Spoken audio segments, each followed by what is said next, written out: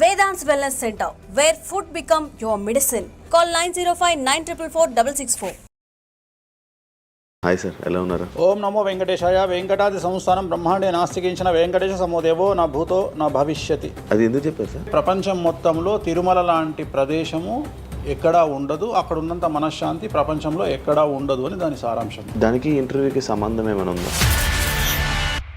నాగ చైతన్య శోభిత జాతకాన్ని మీరు చెప్పడం జరిగింది కదా, అది తప్పని ఇప్పటికైనా ఒప్పుకుంటున్నారా? వేణుస్వామి జాతకం చెప్పినప్పుడు కామెడీ 2-3 ఏళ్ళైనా మీ జాతకం ఎప్పుడు మారిపోతుంది? మారింది, ఆల్రెడీ మారింది. ఇదే వీడియో కింద మళ్ళీ పెడతాడు ఎవడో, మళ్ళీ వచ్చిన వారా పంది అని పెడతాడు. ఒక హీరోయిన్ని తయారు చేయాలి అంటే ఎలా తయారు చేయాలో నాకు తెలుసు, ఒక హీరోని సూపర్ స్టార్ని ఎలా చేయాలో నాకు తెలుసు. ఎలా చేస్తారు మీరు? పూజలతోనే అయిపోతుంది. అంటే వాళ్ళకి టాలెంట్ అవసరం లేదు. అసలు టాలెంట్ అనేది ఇండస్ట్రీలో దానంత అమ్మాయిలు ఎందుకు వచ్చి చేయించుకుంటుంటారు పూజలు? ఒక రాజు కావాలంటే రాజ్యం కావాలి, ఒక రాణి కావాలంటే అర్థం కాదు. అమ్మాయిలకు బ్రెయిన్ కంటే కూడా వాళ్ళ సడన్గా ఇప్పుడు సెలబ్రిటీలు అందరూ బెట్టింగ్ యాప్లు ఇరుక్కుంటున్నారు. 2025 సంవత్సరంలో సెలబ్రిటీ అనే ప్రతి ఒక్కడు ఏదో సమస్య ఇరుకుతాడు. అది అల్లు అర్జున్తోనే స్టార్ట్ అయింది. రేపు పొద్దున ఈ 11 మంది కూడా. వేణుస్వామి గారు చేసిన తప్పులకి నలిగిపోతూ ఆయన మీద జరుగుతున్న ట్రోల్స్ తీయించడానికి లక్షలు ఖర్చు పెడుతున్నాడనే పబ్లిక్లో టాక్ అనేది నడుస్తుంది. నేను పిచ్చినా కొడుకున్నా, నేను ఆస్ట్రాలజీలో కానీ బ్రాహ్మణ్ కమ్యూనిటీలో కానీ నేను సన్నీ లియోను. నేను నా బట్టలు నేనే ఇప్పుకుంటా, నేను ఎవరిని ఇప్పనియా. ఒకవేళ నేను అండర్వేర్ ఉంటే అదే అన్న లాగుదామని కూడా వస్తుండే, నేను అది కూడా ఇప్పేసిన. సుప్రీంకోర్టు ఇచ్చిన ఆర్డర్ ప్రకారం నేను వేరే అమ్మాయితో పడుకున్నా. ఆయన లారీ కళ్ళద్దాలు పెట్టుకుంటాడు అని ఒక జ్యోతిష్కుడు నన్ను విమర్శిస్తున్నాడు. అంటే అరే లారీ కళ్ళద్దాలు అది కొనాలంటే ఎంత ఉంటాయి? ఇంకా నువ్వు దాని గురించి మాట్లాడితే నువ్వు ఇక వాడిని కుక్క కంటే హీనంగా నేను చూడాలి తప్ప వాని గురించి. పాన్ ఇండియా ఆస్ట్రాలజీ 100% తప్పేముంది. యుఎస్, దుబాయ్ అవన్నీ వెళ్తున్నారంట. కామాఖ్యలో నాన్ వెజ్ ఉండదు, లిక్కర్ ఉండదు అని చెప్పి పబ్లిసిటీ చేశారు. అక్కడికి వెళ్ళే వాళ్ళు క్షుద్ర పూజలు వీళ్ళు వాళ్ళు వెళ్తుంటారు. శ్రీకాళహస్తిలో రేవంత్ రెడ్డి గారి గురించి మాట్లాడారు కాబట్టి ప్రజెంట్ జనాల్లోని నెగిటివిటీ అని. రేవంత్ రెడ్డి జైలుకు వెళ్ళడానికి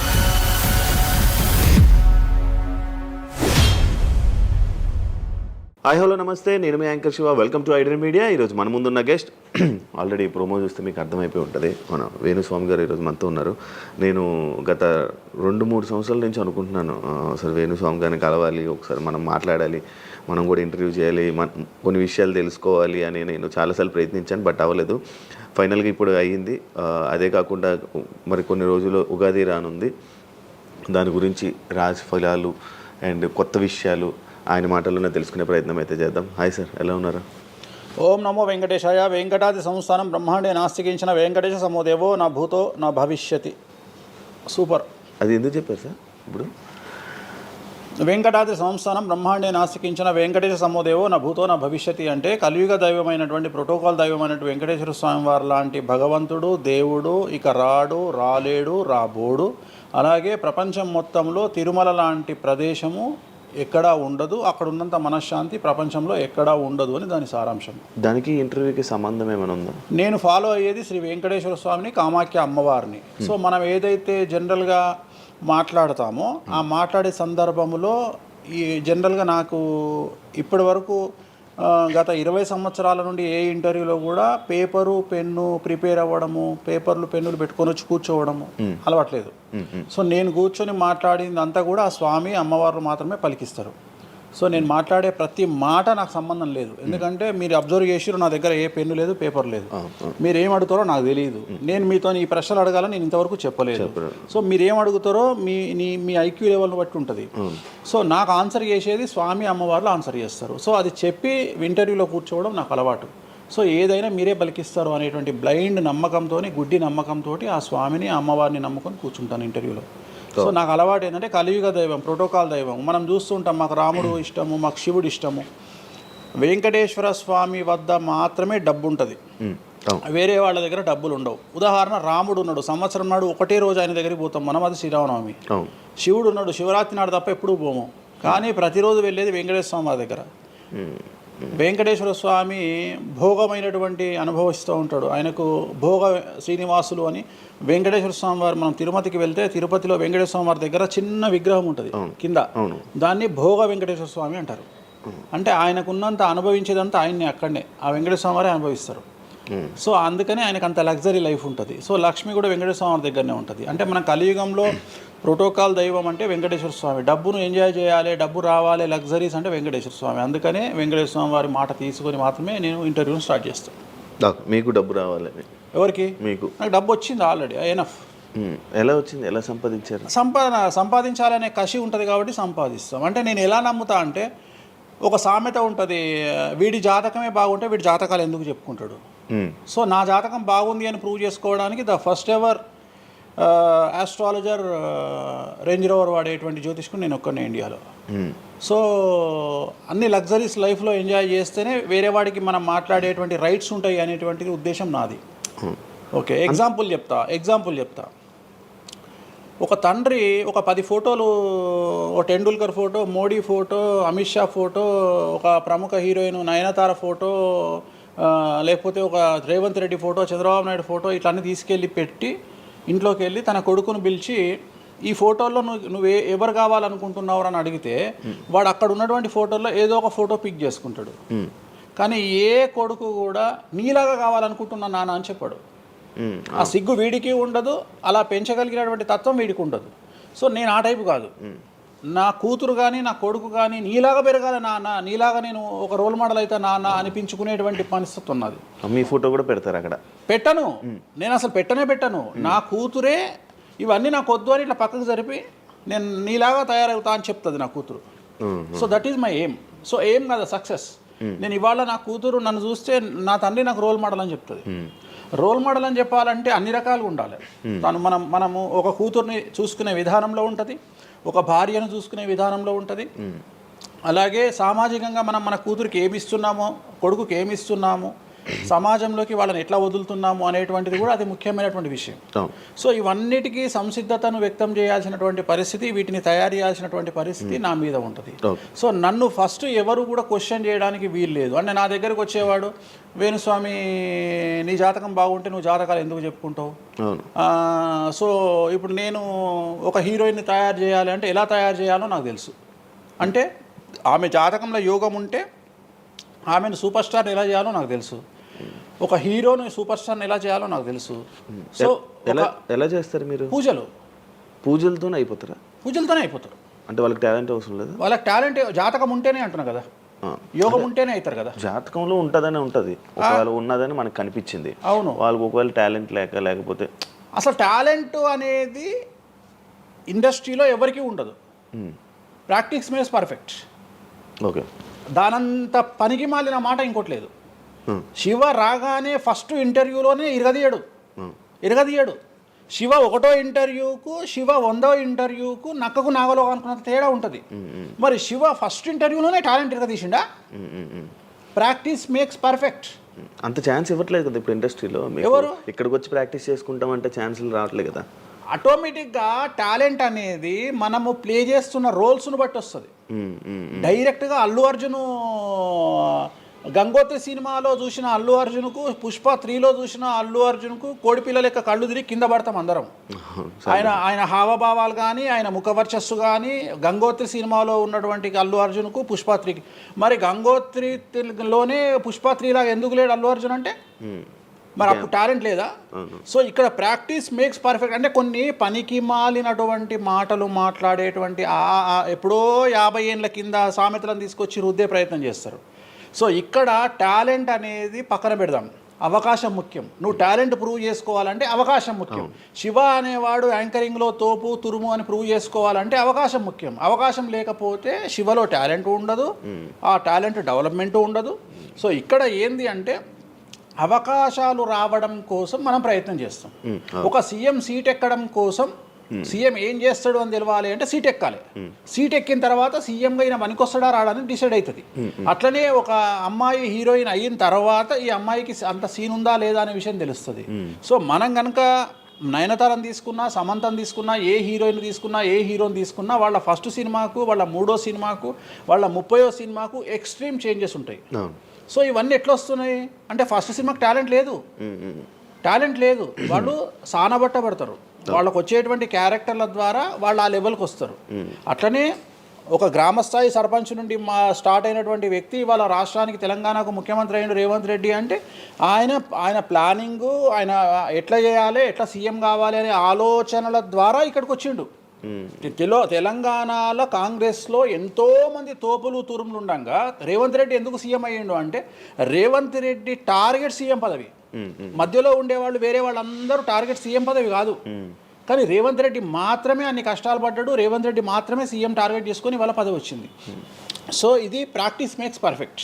సో మనం ఎంత ప్రాక్టీస్ చేస్తే అంత పర్ఫెక్ట్ అవుతాం. అంతేగాని టాలెంట్ చూపించుకోవాలి అంటే అవకాశం రావాలి, అవకాశం వచ్చిన దాన్ని వాడుకోవాలి, అన్నిటికంటే ధైర్యం కావాలి.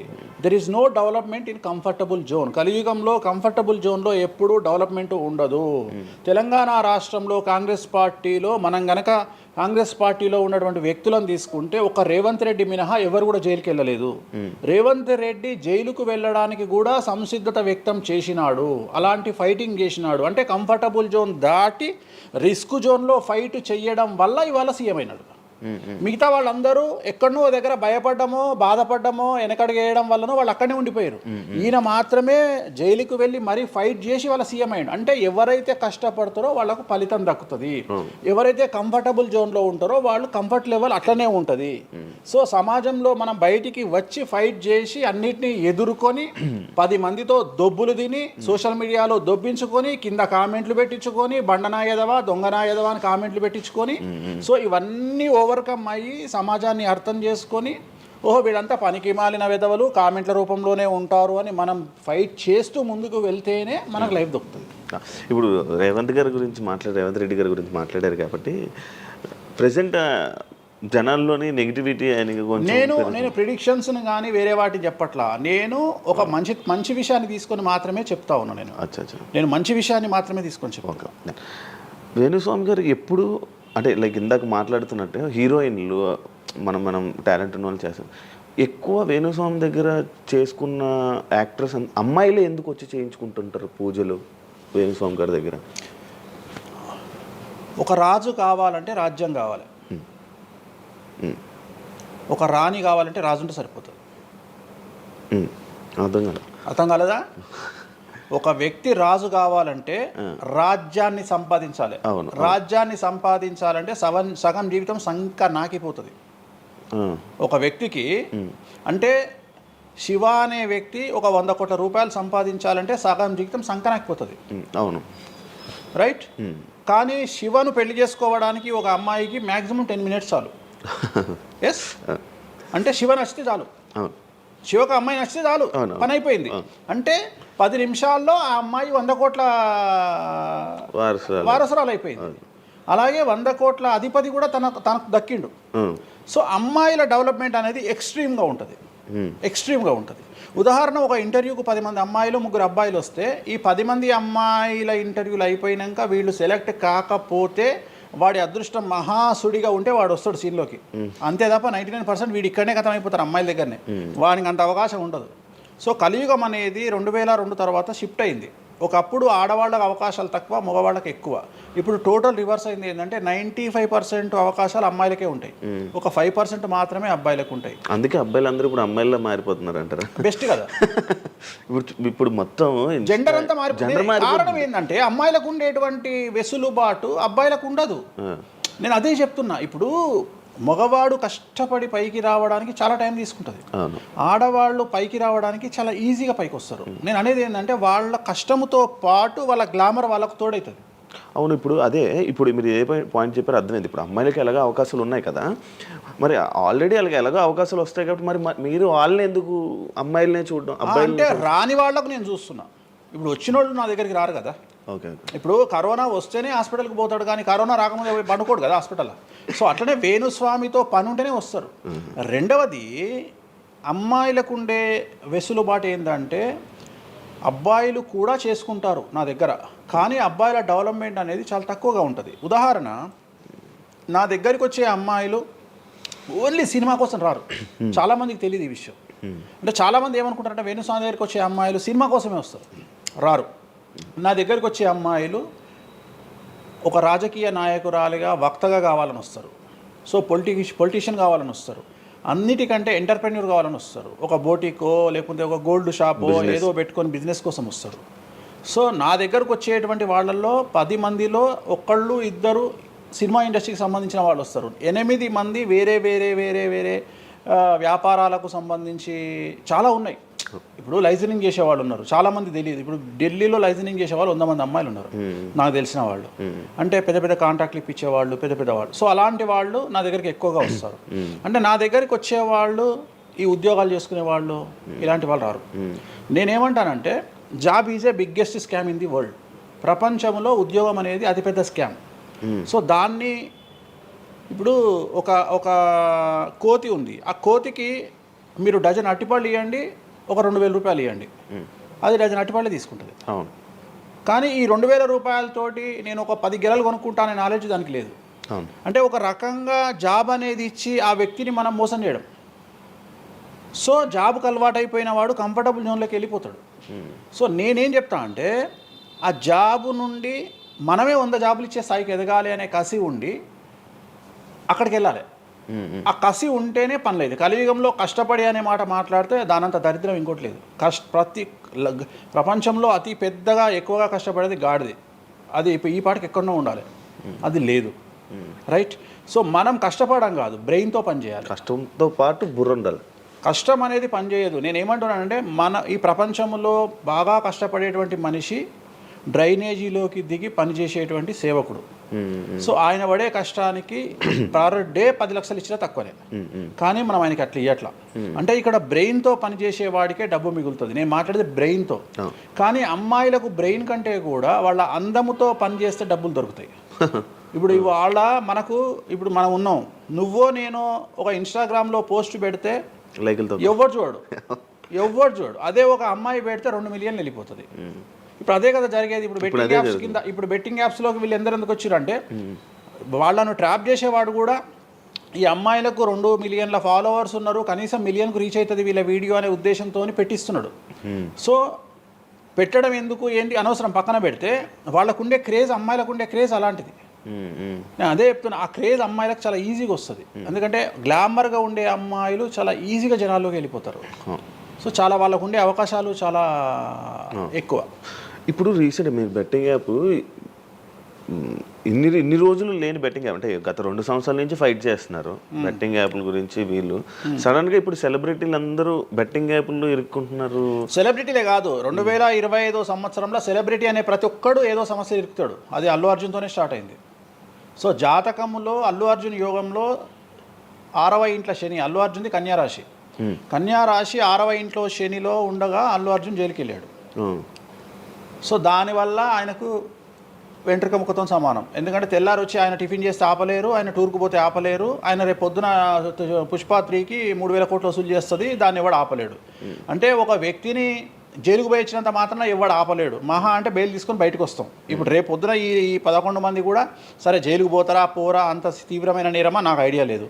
సో వాళ్ళు పోయినా మళ్ళీ 10వ రోజు వచ్చి మళ్ళీ 11 నాడు వాళ్ళు మళ్ళీ స్టేటస్ పెట్టుకుంటారు. దానివల్ల పెద్ద ఒక కొంపల మునిగేది ఏం లేదు. కాకపోతే ఇక్కడ జాతక రీత్యా ఎందుకే ఇప్పుడు జరుగుతుంది అంటే, ఎందుకు జరుగుతుంది అంటే, ఎవరి జాతకంలోనైతే ఆ ప్రత్యేకమైనటువంటి టైమింగ్ వస్తుందో ఆ టైమింగ్లో ఉండేవాళ్ళు జైలుకు వెళ్ళడమో, సమస్యల పాలవడమో, మీడియాకి ఎక్కడమో.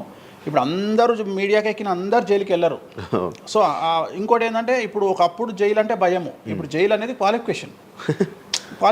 అంటే జనరల్గా ఇప్పుడు పొలిటీషియన్ అయితే జైలుకు పోగానే సీఎం అవుతాడు అనే నమ్మకం వచ్చింది అందరికీ. అట్లనే కొన్ని నమ్మకాలు వచ్చినాయి. ఇప్పుడు అల్లు అర్జున్ పోయి వచ్చాడు, ఏమైంది?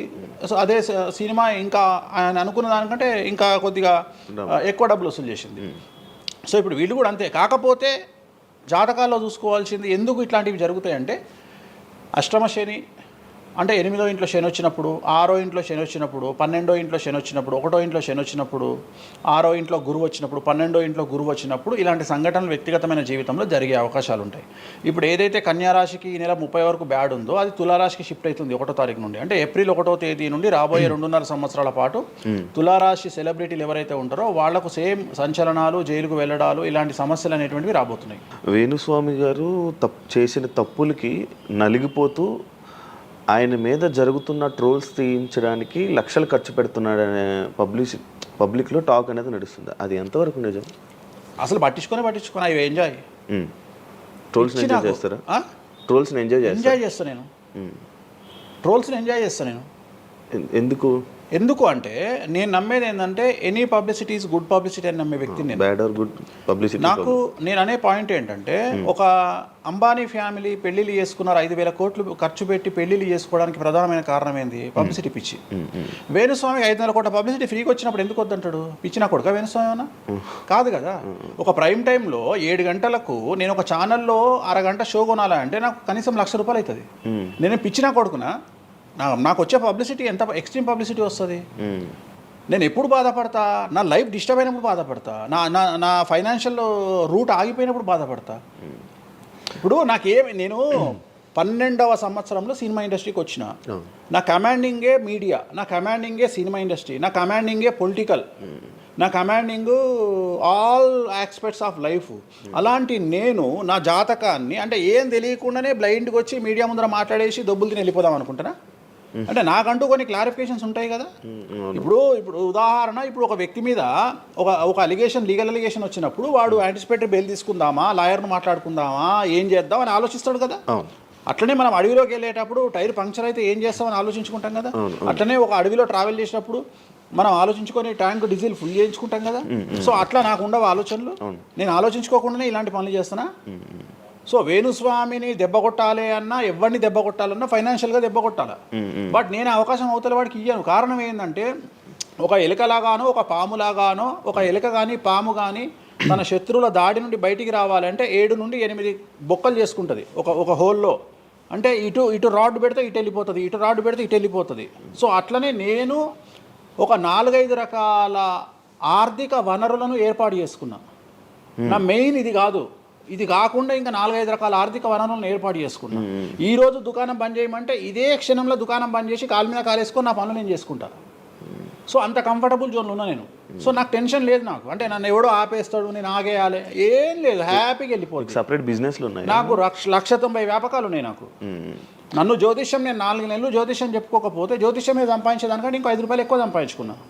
ఇప్పుడు మధ్యలో నేను ఒక 4 నెలలు రెస్ట్ తీసుకొని నాకు వేరే వ్యాపకాలు చూసుకుంటే నాకు ఈజీ, ఎందుకంటే నేను కాన్సన్ట్రేషన్ చేయలేకపోతున్నా. సో ఇప్పుడు నాకు దొరికింది మొన్నటి వరకు, నేను ఆ పని చేసుకున్నా. రెండోది ఉగాదికే కదా నేను మాట్లాడేది, తర్వాత ఏం మాట్లాడతా.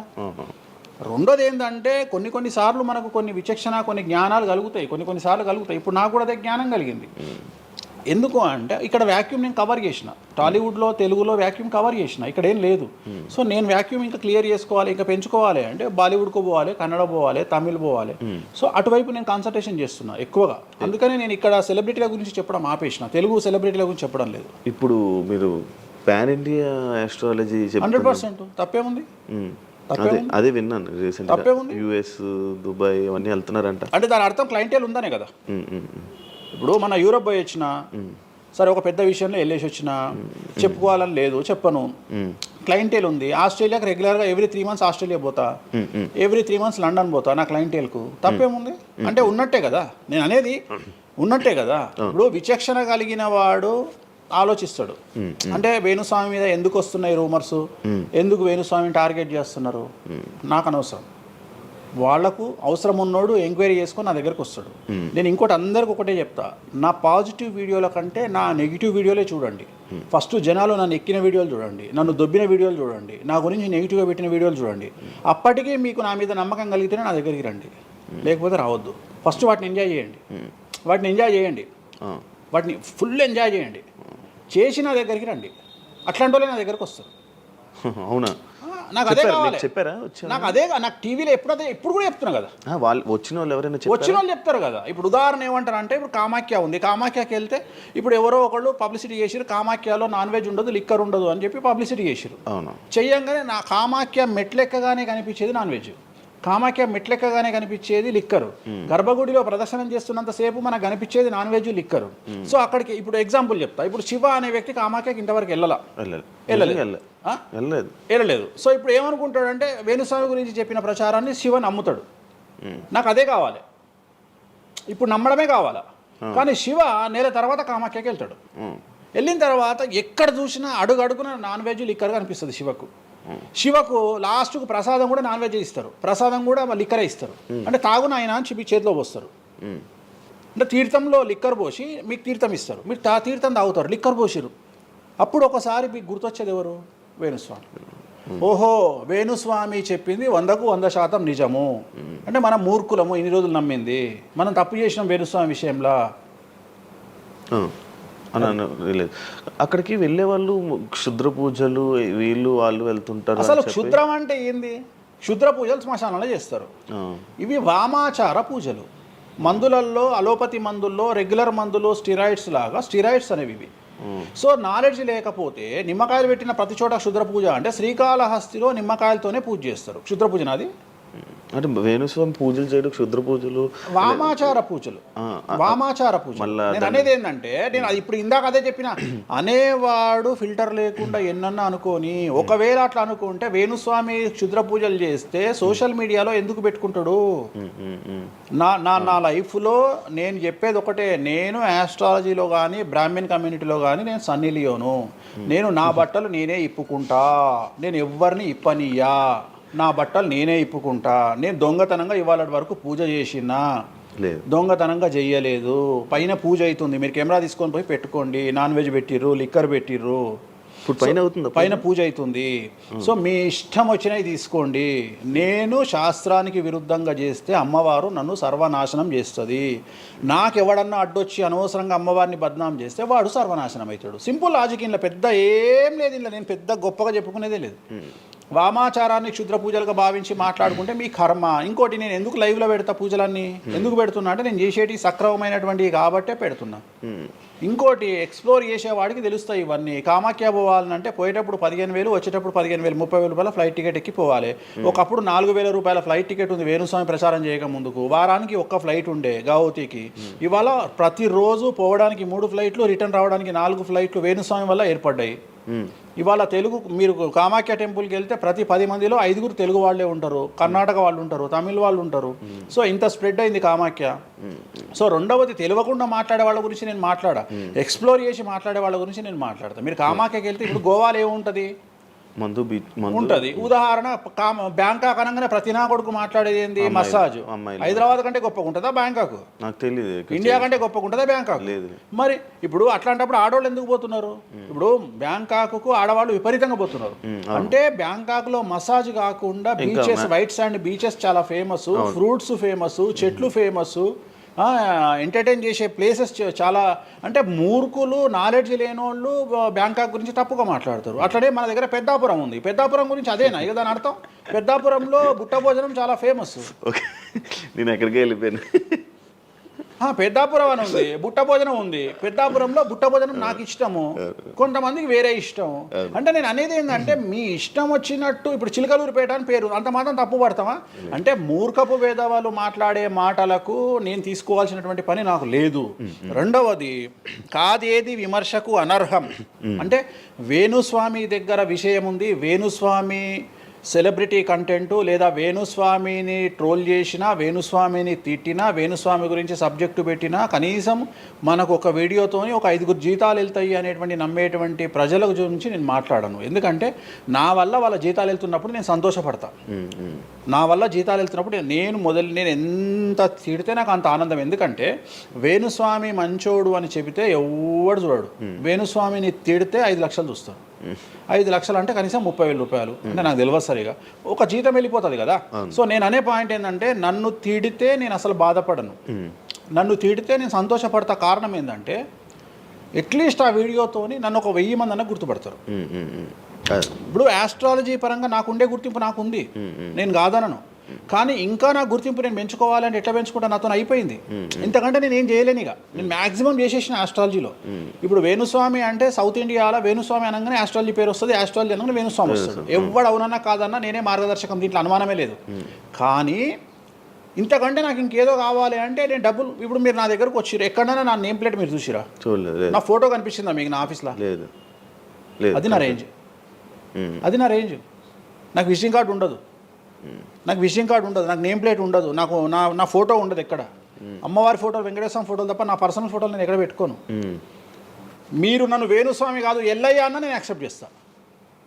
ఒకవేళ ఒకరోజు యాంకరింగ్లో ఒక ఆమె ఏం చేసిందంటే, అమ్మాయి ఇంటర్వ్యూ చేయబోతూ వేణుస్వామి కాకుండా ఏదో కొత్త పేరు చెప్పింది. కొత్త పేరు చెప్పి భయపడ్డది. అంటే నేను ఫ్లోలో చెప్పేసి భయపడ్డది. స్వామి తప్పు చెప్పినా అంటే నీ ఇష్టం వచ్చిన పేరు చెప్పుకోపో అన్న. జనాలకైతే నేను వేణుస్వామి అని తెలుసు కదా. ఇప్పుడు వేణుస్వామి బొమ్మేసి పుల్లయ్య అంటే అయితే వేణుస్వామి అనుకుంటారు కదా జనాలు. నేను అనేది అది. సో నాకు ఎంత విమర్శ చేస్తే ఐఎమ్ ఫీల్ హ్యాపీ. అంటే మీ గురించి మీరు అంత క్రియేట్ జనాల్లో అందరికీ తెలుసు, అంత ఉంది ఆల్రెడీ. నేను మౌత్ పబ్లిసిటీని నమ్ముతా. మౌత్. రెండవది సింపుల్ లాజిక్. తెలుగు జనాలు అంత పిచ్చోళ్ళ. ఎక్కడ ఎవరి గురించి నెగిటివ్ పడుతుంది, ఏం పడుతుంది, ఎందుకు పడుతుంది, దీని వెనకాల ఏం జరుగుతుంది అని ఆలోచించలేనంత చవటలో అని నేను అనుకోను. ప్రతి యాడ్ను క్షుణ్ణంగా పరిశీలిస్తారు, ప్రతి టీవీలో టెలికాస్ట్ అయ్యే ప్రతిదీ క్షుణ్ణంగా పరిశీలిస్తారు, దీని వెనక వీళ్ళ మోటో ఏంది అనేది కూడా ఆలోచిస్తారు.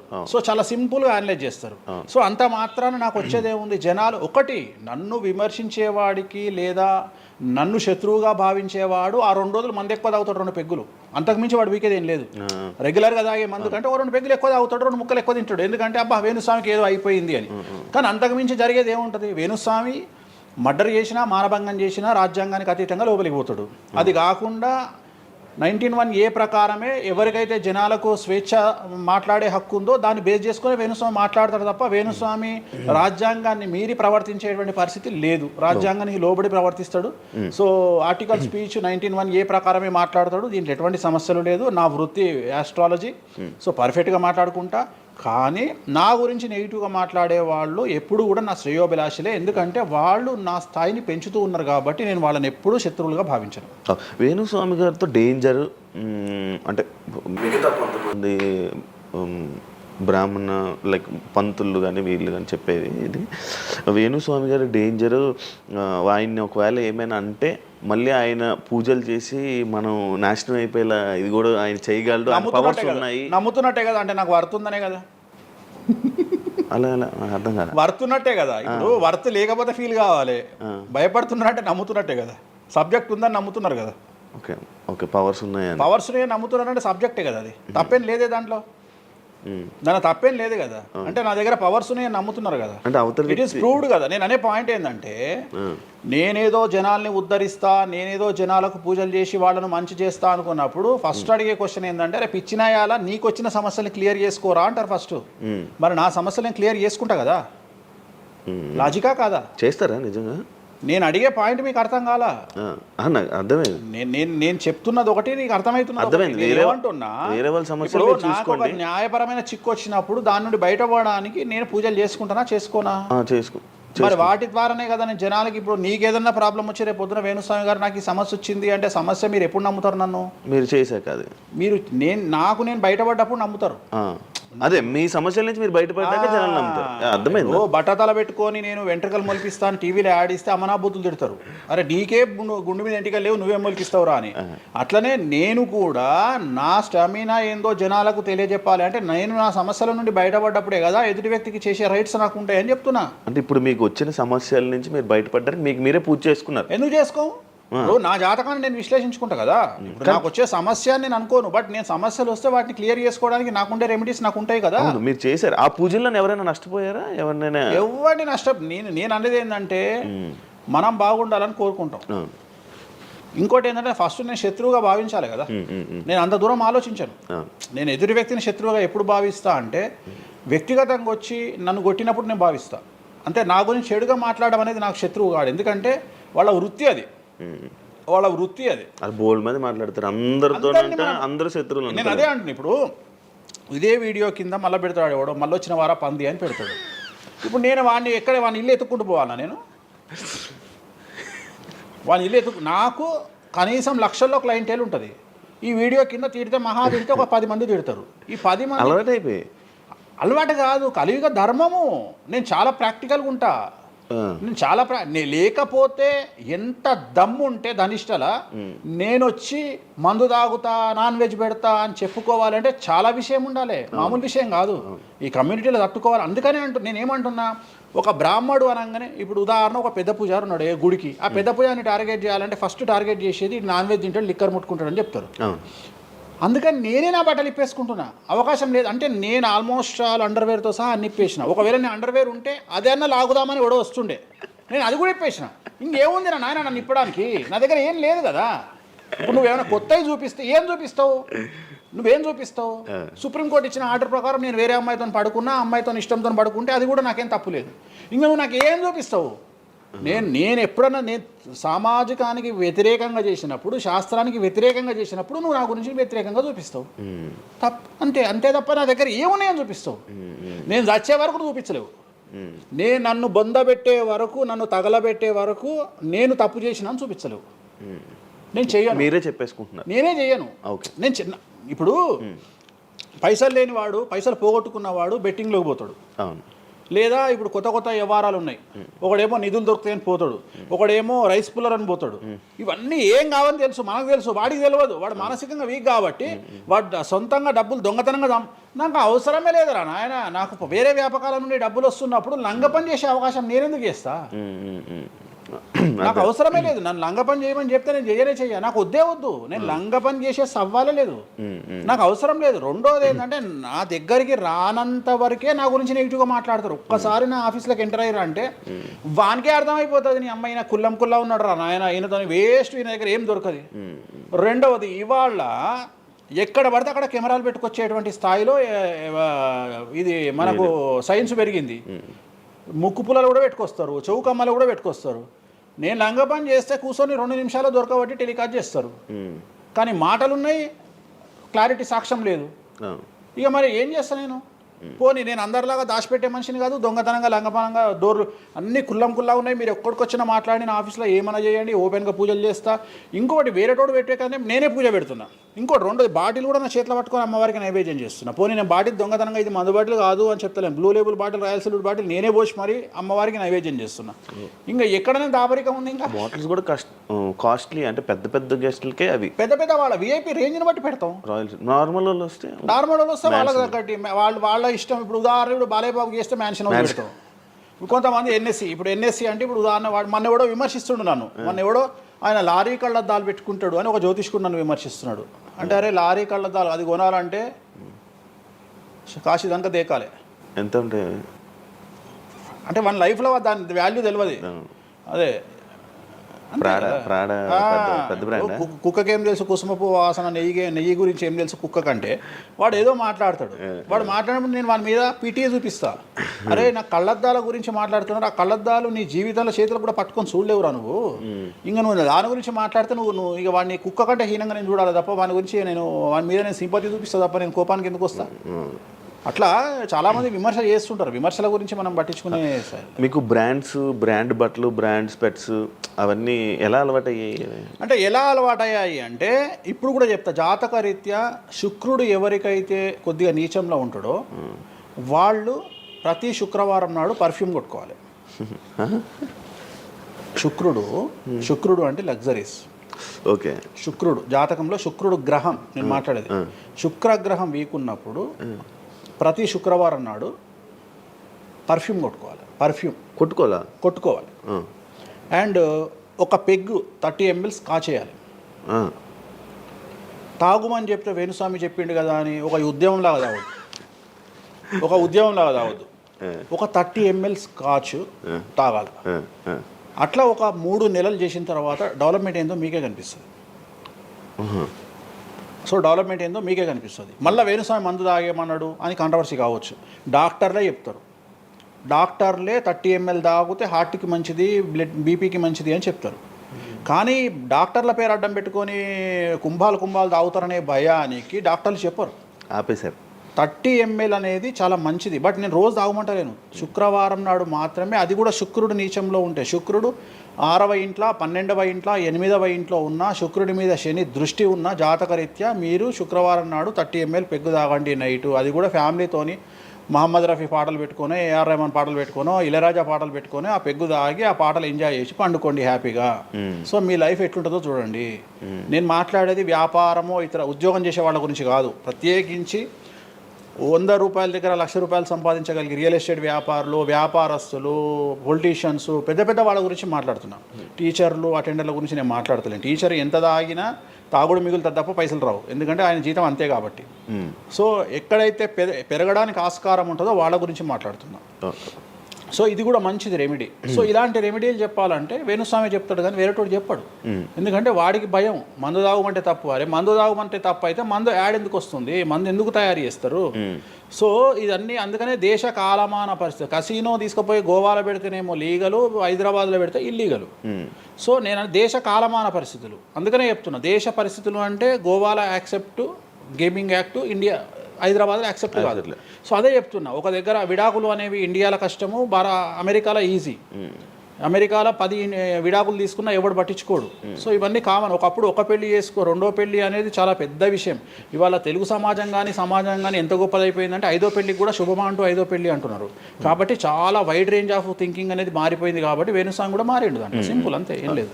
ఇనయ మీ ఫ్రెండే ఇనయ ఫ్రెండ్ అనే పదం తప్పు కదా. ఫాలోవర్స్ ఉంటారు, నా క్లయింట్లు ఉంటారు, నా క్లయింట్లు ఉంటారు, అంతేగాని. తనకి బాయ్ ఫ్రెండ్ రీసెంట్గా బాయ్ ఫ్రెండ్ వచ్చి బ్రేకప్ అయింది కదా, మరి మీరు చెప్పలేదా తనకి? ఇలా నాకు సంబంధం లేదు. మీ దగ్గర కూడా పూజ చేయించుకున్నారు కదా మీ దగ్గర. నేను పూజ చేసింది ఆమె పర్సనల్ ఇష్యూ కోసం కాదు కదా. నేను ఆమె పూజ చేసింది సినిమా కోసం చేసినా. ఇప్పుడు రాజాసార్లు ఆమె చేస్తుంది కదా, ప్రభాస్ సినిమాలో ఆమె యాక్టింగ్ చేస్తుంది. అంతవరకు నా దగ్గరికి 190 మంది వస్తారు కదా, వాళ్ళ గురించి వ్యక్తిగతంగా వాళ్ళని కంటిన్యూగా ఉండేది నాకు లేదు.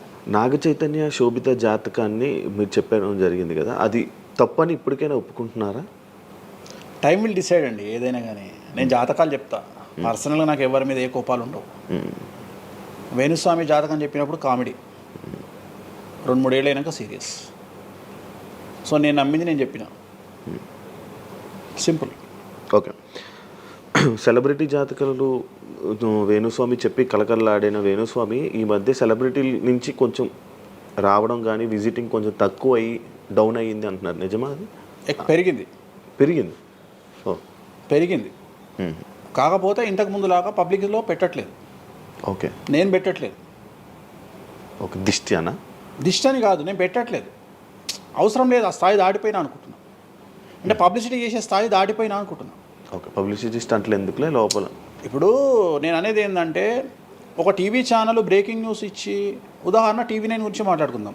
2002-2000 సంవత్సరంలో స్టార్ట్ అయిన టీవీ ఛానల్ బ్రేకింగ్ న్యూస్ కోసము తన స్టాండర్డ్స్ క్రియేట్ చేయడం వరకే తన ప్రయత్నం తను చేస్తుంది. ఒక లెవెల్ వచ్చిన తర్వాత, ఒక నెంబర్ 1 పొజిషన్ వచ్చిన తర్వాత చిల్లర వేషాలు లేదు. అట్లనే వేణుస్వామి దానికోసం ప్రయత్నం చేసిండు, సెలబ్రిటీ జాతకాలు చెప్పిండు. వేణుస్వామికి ఆ స్టేజ్ వచ్చింది కాబట్టి వేణుస్వామి ఇప్పుడు చిల్లర వేషాలు ఏదలుచుకోలే. అంటే ఇప్పుడు వాళ్ళ గురించి వీళ్ళ గురించి చెప్పి వేణుస్వామి సెలబ్రిటీ. సో వేణుస్వామి ఇప్పుడు సెలబ్రిటీ జాతకాలు చెప్పాల్సినటువంటి పరిస్థితుల్లో వేణుస్వామి లేడు అని అనుకున్నాడు కాబట్టి వేణుస్వామి సెలబ్రిటీ జాతకాలు చెప్పట్లేదు. Simple logic. నాకు కావాల్సిన పబ్లిసిటీ కంటే ఎక్కువ వచ్చింది, ఇంకేం చేసుకుంటా నేను? నాకు ఎక్కువ ఎక్స్ట్రీమ్ వస్తుంది, నాకు వద్దు. ఇప్పుడు వేరే వాళ్ళు ఉన్నారు, వాళ్ళు చెప్పుకుంటున్నారు. ఇప్పుడు నేను స్లో చేసినప్పటి నుండి ఆగస్టు నుండి మీరు యూట్యూబ్ చెక్ చేస్తే వేరే జ్యోతిష్కులు వేసుకుంటారు అంటే. ఇప్పుడు వేరే జ్యోతిష్కులు కంటిన్యూగా పోతున్నారు, సినిమా హీరోల గురించి చెప్తున్నారు, పొలిటీషియన్ల గురించి చెప్తున్నారు. నేను తమ్మునే చూస్తుంటా కదా, విపరీతంగా చెప్పుకుంటారు. మీ నుంచే స్టార్ట్ చేశారు. నేను అదే చెప్తున్నా, కానీ నేను చెప్తే మనోభావాలు దెబ్బతింటాయి, కానీ వాళ్ళు చెప్తే తినవు. ఎందుకంటే నాకున్న స్ట్రైక్ రేట్ అట్లాంటిది. మీరు వైరల్ కంటెంట్. ఎస్, అదే చెప్తున్నాను నేను. ఇంకా ఆ రీచ్కి వచ్చినా కాబట్టి నేను చెప్పదలుచుకోలే, వదిలేసిన. అంటే ఈ రేంజ్ రావడం కోసం చెప్పినా ఎందుకు చెప్పొద్దు, రేంజ్ వచ్చి వదిలేసిన. మళ్ళీ ఇప్పుడు చెప్పే ఆలోచన లేదు, ఇప్పుడైతే లేదు, ఫ్యూచర్లో ఇప్పుడైతే లేదు. నా జాతకం మారి మళ్ళీ నాకు చిమ అంటే చెప్తా. మీ జాతకం ఎప్పుడు మారిపోతుంది? మారింది, ఆల్రెడీ మారింది, మళ్ళీ మారుతుంటది కదా. ఇప్పుడు ఎలానో ఎవ్రీ ఇయర్ మారుతుంటది కదా జాతకం అనేది. ప్రతి ఇయర్ గురువు మారుతుంటాడు, ప్రతి 2.5 ఏళ్ళకు శని మారుతుంటాడు. సో మారినప్పుడు జాతకాన్ని బేస్ చేసుకొని 12% మన స్వయంకృత అపరాధం ఉంటుంది, 88% జాతకం ఉంటుంది. ఓకే, ఇప్పుడు ఎలానో ఉగాది వస్తుంది, కొత్త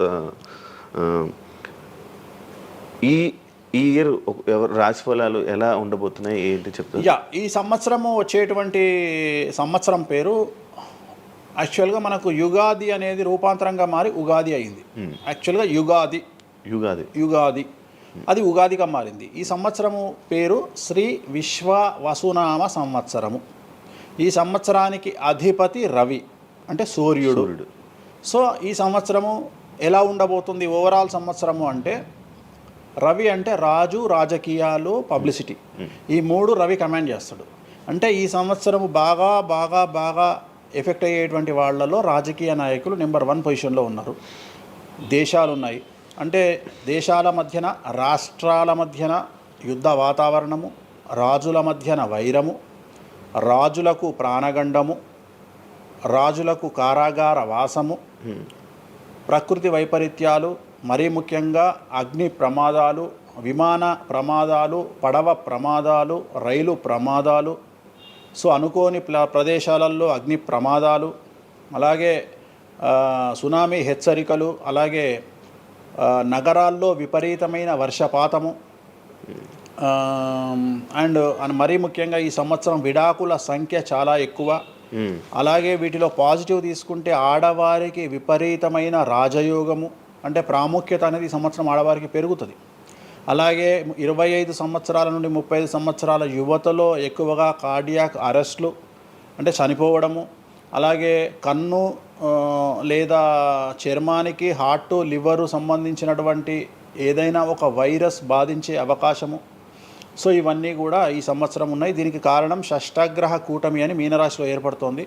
సో షష్ఠగ్రహ కూటమి 2019 డిసెంబర్లో ఏర్పడ్డప్పుడు మనకు కరోనా వచ్చింది. అలాగే ఈ సంవత్సరము మార్చి 30వ తేదీ 2025 సంవత్సరంలో మనకు మళ్ళీ షష్ఠగ్రహ కూటమి మీనరాశిలో ఏర్పడుతోంది. సో దీనివల్ల సుమారు మేషరాశి, సింహరాశి, తులారాశి, ధనుస్సు రాశి, మీనరాశి వాళ్ళు చాలా చాలా సమస్యల బారిన పడేటువంటి అవకాశాలు ఉన్నాయి. ఇది ఓవరాల్ సంవత్సర ఫలితం. ఇక మేషాది మీనరాశిలో ద్వాదశ రాశులుగా తీసుకున్నట్టయితే మేషరాశి గురించి తీసుకుంటే, మేషరాశికి ఎవరైతే 1995 నుండి 2003 మధ్యన జన్మించి ఉన్నారో వాళ్ళందరికీ ఈ సంవత్సరము 2వసారి ఏలినాటి శని ప్రారంభమవుతూ ఉంది. సో 2వసారి ఏలినాటి శని అనేది చాలా డేంజరు. సో న్యాయపరమైన చిక్కులు, ఆర్థికపరమైన చిక్కులు, సమాజంలో చెడ్డ పేరు, అనారోగ్య సమస్యలు, అలాగే ఆర్థిక అస్తవ్యస్తము, అంటే సరి అయినటువంటి నిర్ణయాలు తీసుకోకుండా ల్యాండ్ కొన్నా, ప్లాట్లు కొన్నా, ఫ్లాట్లు కొన్నా, ఇండ్లు కొన్నా లిటిగేషన్ అయ్యే అవకాశము, పెట్టుబడిలో విపరీతమైన ధన నష్టము, అలాగే తల్లిదండ్రులలో ఒకరికి ప్రాణగండాలు. సో ఇవన్నీ, అలాగే వీసాలు రిజెక్ట్ అవ్వడము, H1B వీసాలు క్యాన్సిల్ అవ్వడము, ఇండియాకు రావడం వేరే దేశం నుండి, ఉద్యోగం కోల్పోవడము, అలాగే ఆర్థిక నష్టము, ఇవన్నీ కూడా కనిపిస్తూ ఉన్నాయి ఈ సంవత్సరం మేషరాశి వారికి. మరి ఏం చేయాలా అంటే, నలుపు రంగు దుస్తులకు దూరంగా ఉండాలి. తిరునల్లార్ శనీశ్వర ఆలయంలో ప్రత్యేకమైన శని పూజ నిర్వహించుకోవడం ద్వారా సమస్యల నుండి బయటపడేటువంటి అవకాశాలు 100కి 100% ఉన్నాయి. నెక్స్ట్ వృషభ రాశి. ఈ సంవత్సరం 100కి 100% అనుకూలంగా ఉన్నటువంటి రాశి వృషభ రాశి. పట్టిందల్లా బంగారంగా ఉంటుంది, ఏది చేసినా సక్సెస్ కనిపిస్తుంది. గత 5 సంవత్సరాల నుండి పడుతున్నటువంటి కష్టాలన్నీ తొలగిపోతాయి. సో ఆర్థికంగా విపరీతంగా ఉంటుంది. వ్యాపారంలో రూపాయికి 10 రూపాయల లాభం వస్తుంది. ఉద్యోగస్తులకు ట్రాన్స్ఫర్స్ ఉంటాయి, ప్రమోషన్లు ఉంటాయి. ప్రభుత్వ ఉద్యోగస్తులకు మ్యూచువల్ కింద భార్యాభర్తలు ఒకే ప్రదేశానికి వచ్చేటువంటి అవకాశాలు కనిపిస్తూ ఉన్నాయి. విద్యార్థులకు ఉత్తీర్ణత శాతం ఉంటుంది. అలాగే కోరుకున్నటువంటి యూనివర్సిటీలో ప్లేస్మెంట్స్ దొరుకుతాయి. అలాగే విదేశీ వీసాలు అప్రూవ్ అవుతాయి. రైతులకు 2 పంటలు అనుకూలంగా ఉంటాయి. కళాకారులకు మంచి కార్యక్రమాలు వస్తాయి. విదేశాల్లో కార్యక్రమాలు నిర్వహిస్తారు కళాకారులు. సో ఏ రకంగా తీసుకున్నా వృషభ రాశి వారికి అనుకూలమైన ఫలితాలు ఉన్నాయి. ఎటువంటి రెమెడీస్ అవసరం లేదు. నెక్స్ట్ మిథున రాశి. సో వ్యయ గురువు నుండి జన్మ గురువులోకి మారుతున్నటువంటి గురువు వల్ల విపరీత రాజయోగం అనేటువంటిది మిథున రాశి వారికి గోచరిస్తూ ఉంది. సో మిథున రాశి వారికి ఈ సంవత్సరం పట్టిందల్లా బంగారంగా ఉంటుంది. ఇంతకుముందు చెప్పినట్టుగా ఈ రాశికి కూడా 100కు 100% అనుకూలంగా ఉంది. మరీ ముఖ్యంగా రాజకీయ నాయకులకు అన్ఎక్స్పెక్టెడ్ పాజిటివ్ థింగ్స్ జరగడం ఈ సంవత్సరం గమనించాల్సినటువంటి విషయం. అవివాహితులకు వివాహయోగ సూచనలు, సంతానం లేని వారికి సంతాన యోగము, ఉద్యోగం లేని వారికి ఉద్యోగము, ట్రాన్స్ఫర్స్ కోరుకునే వారికి ట్రాన్స్ఫర్స్, అలాగే అన్ని రంగాల్లో పనిచేసేటువంటి వారికి, ప్రభుత్వ ప్రైవేటు ఉద్యోగాల్లో ఉండేవారికి పాజిటివ్ థింగ్స్, ప్రమోషన్లు, ట్రాన్స్ఫర్స్, వ్యాపారస్తులకు అనుకూలతలు ఇవన్నీ కూడా కనిపిస్తూ ఉన్నాయి. స్త్రీలకు మరీ ముఖ్యంగా అనుకూలంగా ఉండబోతూ ఉంది. సో మిథున రాశి వారికి ఎటువంటి సమస్యలు ఈ సంవత్సరం లేవు. సో నెక్స్ట్ వచ్చే రాశి కర్కాటక రాశి. సో కర్కాటక రాశి వారికి సంబంధించి 100కు 90% అనుకూలమైనటువంటి ఫలితాలు ఉన్నాయి. 10% సమస్య ఏమిటి అంటే మే 9, 2025 నాడు గురువు వ్యయంలోకి వస్తూ ఉన్నాడు. మిథున రాశి ప్రవేశం అనేటువంటిది గురువు వ్యయంలోకి వస్తూ ఉన్నాడు. అది ఒక్కటే ఒక సమస్య కనిపిస్తూ ఉంది. సో 90% చాలా అనుకూలంగా ఉండబోతూ ఉంది. అష్టమ శని వెళ్ళిపోతుంది. 9వ ఇంట్లోకి శని భాగ్యస్థానంలోకి వస్తున్నాడు. సో అనుకూలమైనటువంటి ఫలితాలు ఉన్నప్పటికీ ఎవరైతే కర్కాటక రాశి జాతకులు 60 సంవత్సరాలు దాటి ఉంటారో వాళ్లకు సమస్యలు అనేటువంటివి, ఆరోగ్యపరమైన ఇబ్బందులు అనేటువంటివి కనిపిస్తున్నాయి. అలాగే తొందరపాటు నడక వల్ల అంటే మెట్లు ఎక్కేటప్పుడు దిగేటప్పుడు నీరు ఉన్న దగ్గర నడిచేటప్పుడు జాగ్రత్తలు తీసుకోండి. ఎందుకంటే గురువు వ్యయం వల్ల కింద పడి కాళ్ళు చేతులు విరగొట్టుకునే అవకాశం ఉంది కర్కాటక రాశి వారికి. మరి రెమెడీ ఏమిటి అంటే ప్రతి గురువారం నాడు లెమన్ ఎల్లో షర్ట్ ధరించడం మగవాళ్ళైతే, ఆడవాళ్ళైతే లెమన్ ఎల్లో డ్రెస్సును ధరించడం వల్ల కర్కాటక రాశి వారు సమస్యల నుండి బయటపడతారు. నెక్స్ట్ సింహరాశి. సో సింహరాశి జాతకులకు అష్టమ శని ప్రారంభమవుతూ ఉంది. ఖచ్చితంగా అన్ని రంగాల వారికి, చిత్ర పరిశ్రమ వారికి, టీవీ రంగం వారికి, మీడియా రంగం వారికి, రాజకీయ నాయకులకు, వ్యాపారస్తులకు, అన్ని వర్గాల వారికి సమస్యలు ఉంటాయి. న్యాయ వ్యవస్థ పరంగా న్యాయపరమైన చిక్కులుంటాయి, సంచలనాలు నమోదవుతాయి. మీడియాకి ఎక్కే అవకాశం ఉంది. సమాజంలో చెడ్డ పేరు, తల్లి తండ్రి లేదా భార్య భర్త తరపున ఎవరికైనా ఒకళ్లకు ఆరోగ్యపరమైన ఇబ్బందులు ఏర్పడే అవకాశం ఉంది. కాబట్టి ఖచ్చితంగా ధన నష్టం ఏర్పడుతుంది. అప్పులు చేయాల్సినటువంటి పరిస్థితి గోచరిస్తూ ఉంది సింహరాశి వారికి. మరి రెమెడీ ఏమిటి అంటే తిరునల్లార్ శనీశ్వర ఆలయంలో ప్రత్యేకమైన శని పూజ నిర్వహించుకోవడం ద్వారా సమస్యల నుండి బయటపడేటువంటి అవకాశాలు కనిపిస్తూ ఉన్నాయి. సో నెక్స్ట్ వచ్చిన రాశి కన్యారాశి. సో కన్యారాశి వారికి 6వ ఇంట్లో నుండి శని వెళ్ళిపోతూ ఉన్నాడు. ప్రజెంట్ శని 7వ స్థానంలోకి వస్తూ ఉన్నాడు. సో చాలా అనుకూలమైనటువంటి ఫలితాలు ఉంటాయి. నూతన పదవి, నూతన ఉద్యోగంలో ప్రమోషన్లు, కోరుకున్న చోటకి బదిలీలు, వ్యాపారంలో అన్ని రూపాయలకు ఎక్కువగా సంపాదించడము, స్త్రీలకు కోరుకున్న దానికంటే ఎక్కువ ధనం రావడము, భార్యాభర్తల మధ్య అన్యోన్యత, విద్యార్థులకు ఉత్తీర్ణత శాతం పెరగడము, అలాగే విద్యార్థులకు వీసాలు ఏర్పడము, కోరుకున్న ప్లేస్మెంట్స్ దొరకడము, రైతులకు 2 పంటలు అధిక దిగుబడి రావడము, ఇవన్నీ కూడా కన్యా రాశి వారికి కనిపిస్తున్నాయి. రెమెడీస్ అవసరం లేదు. ఈ సంవత్సరం చాలా బాగుంది. నెక్స్ట్ తులారాశి. సో ఈ అన్ని రాశుల్లోకి అతి డేంజర్ రాశి, సమస్యల బారిన పడే రాశి తులారాశి. ఎందుకంటే షష్టగ్రహ కూటమి ఎఫెక్టు 6వ ఇంట్లో, 6వ స్థానంలో శని 6వ ఇంట్లో. సో తులారాశి అనేది అతి పెద్ద సమస్యను ఎదుర్కోబోతూ ఉంది. తులారాశి వారికి ఆర్థికంగా విపరీతమైనటువంటి రాబడి ఈ సంవత్సరం ఉంటుంది. డబ్బు మినహా అన్ని రకాలుగా మీకు సమస్యలు ఉంటాయి. డబ్బు కోరుకున్న దానికంటే ఎక్కువగా వస్తుంది. కానీ న్యాయపరంగా, ఆర్థికపరంగా, సామాజికంగా తప్పుడు నిర్ణయాలు లేదా తప్పుడు సమస్యలు లేదా సమాజంలో చెడ్డ పేరు, సమాజంలో సంఘంలో చెడ్డ పేరు, ఆరోగ్యపరమైన ఇబ్బందులు, న్యాయపరమైన చిక్కులు. సో తులారాశి వారికి ఏ విధంగా తీసుకున్నా ఒక్క డబ్బు మినహా మిగతా అన్ని సమస్యలే. డబ్బు రాబడి మాత్రమే గొప్పగా కనిపిస్తూ ఉంది. అన్ని సమస్యలే కనిపిస్తూ ఉన్నాయి. తిరునల్లార్ శనీశ్వర ఆలయంలో ప్రత్యేకమైన శని పూజ నిర్వహించుకోవడం ద్వారా సమస్యల నుండి బయటపడతారు. సో నెక్స్ట్ వృశ్చిక రాశి. సో వృశ్చిక రాశి వారికి అర్ధాష్టమ శని వెళ్ళిపోతూ ఉంది. సో చాలా అనుకూలంగా ఉంటుంది. కళాకారులకు, సినిమా స్టార్స్కు, టీవీ వాళ్లకు, మీడియా వాళ్లకు చాలా అనుకూలంగా ఉండబోతూ ఉంది. రాజకీయ నాయకులకు విశేషించి యోగకాలంగా భావించాల్సి ఉంటుంది. విద్యార్థులకు ఉత్తీర్ణత శాతం పెరుగుతుంది. వీసాలు దొరుకుతాయి. అలాగే విదేశాలకు వెళ్ళే వారికి ఉద్యోగాలు దొరుకుతాయి. అలాగే ఉత్తీర్ణత శాతం పెరుగుతుంది. ప్రేమ వ్యవహారాలు ఫలిస్తాయి. భార్యాభర్తల మధ్యన అన్యోన్యత ఉంటుంది. అవివాహితులకు వివాహ యోగ సూచనలు ఉంటాయి. అలాగే సంతానం లేని వారికి సంతానం ఉంటుంది. సో వృశ్చిక రాశి వారికి అన్ని రంగాల, అన్ని వర్గాల వారికి పూర్తి అనుకూలతలు ఉంటాయి. రెమెడీస్ ఏమీ లేవు, నెగిటివ్స్ ఏమీ లేవు. సో నెక్స్ట్ ధనుస్సు రాశి. ధనుస్సు రాశి వారికి ఈ నెల మార్చి 30 ఉగాది నుండి అర్ధాష్టమ శని ప్రారంభమవుతూ ఉంది. సో కొన్ని సమస్యలు, ఆర్థికపరమైన ఇబ్బందులు ఉంటాయి. పెట్టుబడుల విషయంలో జాగ్రత్తగా ఉండండి. మరీ ముఖ్యంగా తల్లికి సంబంధించిన ఆరోగ్యం మిమ్మల్ని కలవరపెట్టవచ్చు. సో తల్లిగారి ఆరోగ్యం పట్ల జాగ్రత్తలు తీసుకోండి. అలాగే పెట్టుబడుల విషయంలో జాగ్రత్తలు తీసుకోండి. సమాజంలో చెడ్డ పేరు వచ్చే అవకాశం ఉంది కాబట్టి జాగ్రత్తగా ఉండండి. సో ధనుస్సు రాశి వారు తిరునల్లార్ శనీశ్వర ఆలయంలో ప్రత్యేకమైన శని పూజ నిర్వహించడం ద్వారా సమస్యల నుండి బయటపడతారు. సో నెక్స్ట్ మకర రాశి. గత 10 సంవత్సరాల నుండి మకర రాశి వారు పడుతున్నటువంటి బాధలన్నీ తొలగిపోతాయి. 7.5 సంవత్సరాల ఏలినాటి శని వెళ్ళిపోతూ ఉంది. సో పట్టిందల్లా బంగారంగా ఉంటుంది. ఆర్థికంగా, సామాజికంగా, రాజకీయంగా, న్యాయపరంగా, వివాహపరంగా, సంతానపరంగా, అవివాహితులకు వివాహ యొక్క సూచనలు, సంతానం లేని వారికి సంతానము, ఉద్యోగం లేని వారికి ఉద్యోగము, విదేశాల్లో ప్రయత్నం చేసే వారికి అనుకూలతలు, అలాగే ట్రాన్స్ఫర్స్, ప్రమోషన్స్ అన్నీ కూడా అనుకూలంగా ఉన్నాయి. ఎటువంటి రెమెడీస్ అవసరం లేదు. కానీ ఒకే ఒక్క విషయం, భార్యాభర్తల మధ్యలో గొడవలు వచ్చేటువంటి అవకాశాలు కనిపిస్తూ ఉన్నాయి. మకర రాశి వారికి ఎడబాటు కనిపిస్తూ ఉంది. ఆ ఒక్క విషయంలో జాగ్రత్తలు తీసుకోండి, కోపాన్ని తగ్గించుకోండి. సో నెక్స్ట్ కుంభరాశి. కుంభరాశికి 2వ స్థానంలో షష్టగ్రహ కూటమి ఏర్పడుతోంది కాబట్టి ధన నష్టం అనేటువంటిది ఏర్పడబోతూ ఉంది. అతి పెద్ద ధన నష్టం మీరు పెట్టేటువంటి ఇన్వెస్ట్మెంట్ రూపంలో కావచ్చు, భూములు కొన్నా, ఇండ్లు కొన్నా, లేదా ఏదైనా వ్యాపారంలో పెట్టుబడి పెట్టినా చాలా తీవ్రమైన ధన నష్టాన్ని మీరు ఎదుర్కొనే అవకాశం ఉంది. కాబట్టి తొందరపాటు చర్యలు, తొందరపాటు నిర్ణయాలకు దూరంగా ఉండండి.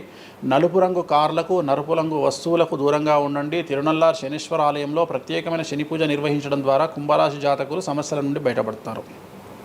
ఇక చివరిదైనటువంటి రాశి మీనరాశి. మీనరాశి వారికి జన్మంలో అంటే మీనరాశిలోనే షష్టగ్రహ కూటమి ఏర్పడతా ఉంది.